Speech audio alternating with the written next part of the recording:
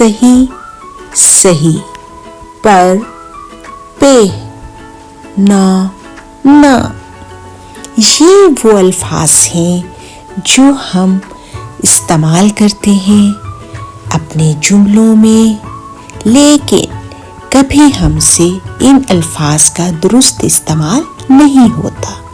तो चलिए आज हम इस वीडियो में इन अल्फाज का दुरुस्त तौर पर इस्तेमाल करना सीखेंगे।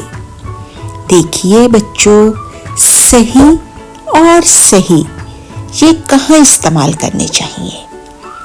ये जो सही है, जो पहला लफ्ज है, इसका मतलब है दुरुस्त, राइट। ठीक है, जैसे कि अगर कोई बच्चा काम करता है और उसने सही जवाब लिखा है, दुरुस्त जवाब लिखा है, तो हम कहते हैं सही, आपने इसका सही जवाब दिया है, सही बताया है। इसी तरह से जो दूसरा लफ्ज सही है, जो सीन से है, तो उसका मतलब है सह जाना। यानी जैसे हम जुमला बोलते हैं, आओ तो सही, बैठो तो सही, बोलते हैं ना, वहाँ ये सीन वाला सही आता है। और स्वाद वाला सही, जैसा ये घड़ी सही वक्त बता रही है, आप सही वक्त पर आए हैं, यानी दुरुस्त वक्त पर आए हैं। ठीक है। और इसी तरह से ना, यानी नून अलिफ ना और नून हे ना में ये फर्क है कि नून अलिफ ना जो है वो आपकी रजामंदी भी जाहिर करता है। जैसे आओ ना, बैठो ना, आप उसमें मुस्बत तरीके से उसे कह रहे हैं आइए, है ना, लेकिन आप नून अलिफ ना का इस्तेमाल कर रहे हैं।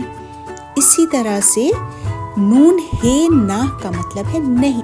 तो ये जो नहीं है, यानी नून हे ना है, ये नसर में इस्तेमाल नहीं करते, ये अमूमन शायर लोग अपनी शायरी में इस्तेमाल करते हैं। ठीक है। आपने नून अलिफ ना का और नून हे ना का मतलब जान लिया बच्चों।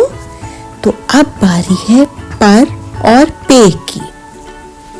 पर जो है, इससे आप ऐसे समझिए कि ऊपर से पर।